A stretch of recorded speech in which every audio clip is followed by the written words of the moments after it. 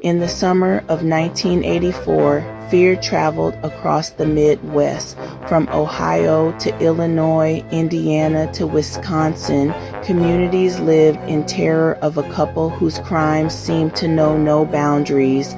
Their names, Alton Coleman and Debra Brown. Together, they embarked on one of the most disturbing crime sprees in American history. Alton Coleman was born in 1955 in Waukegan, Illinois. His early life was marked by instability and trouble with the law. Long before 1984, Coleman had already developed a reputation for violence and manipulation. He often charmed people to get close to them before turning on them.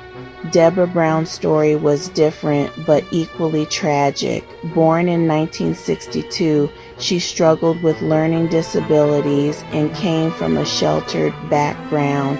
When she met Alton Coleman, she was drawn into his world and under his control.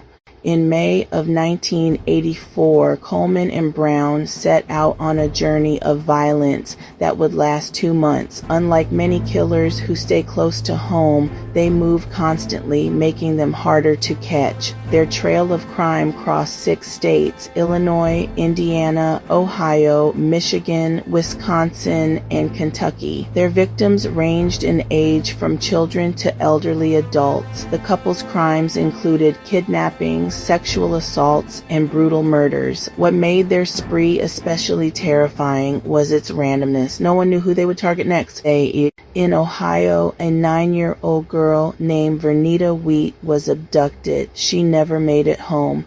Coleman had gained the trust of her mother before luring the child away. Just weeks later, they struck again in Indiana, targeting another young child. In some cases, Coleman and Brown stayed with unsuspecting families, pretending to be friendly visitors before turning violent.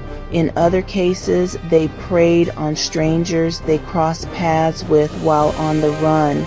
Their ability to manipulate, charm, and then suddenly attack made them unpredictable and terrifying.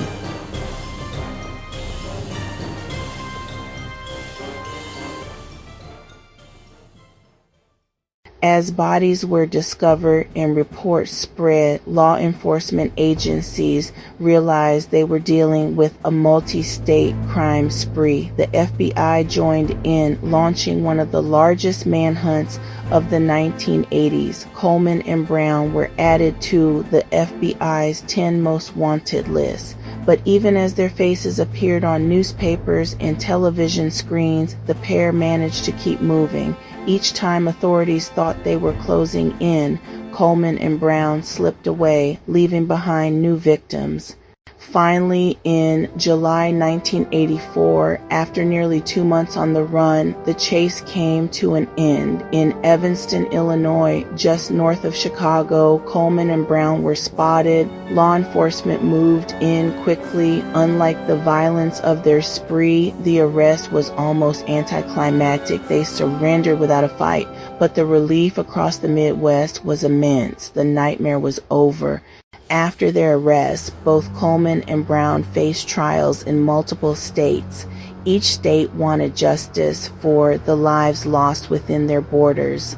Alton Coleman was sentenced to death in 3 different states, ultimately executed in Ohio in 2002. Debra Brown's case was more complex. Some argued she was brainwashed and under Coleman's control. Still, she was found guilty for her role in the crimes. Originally sentenced to death, her sentence was later commuted to life in prison without parole.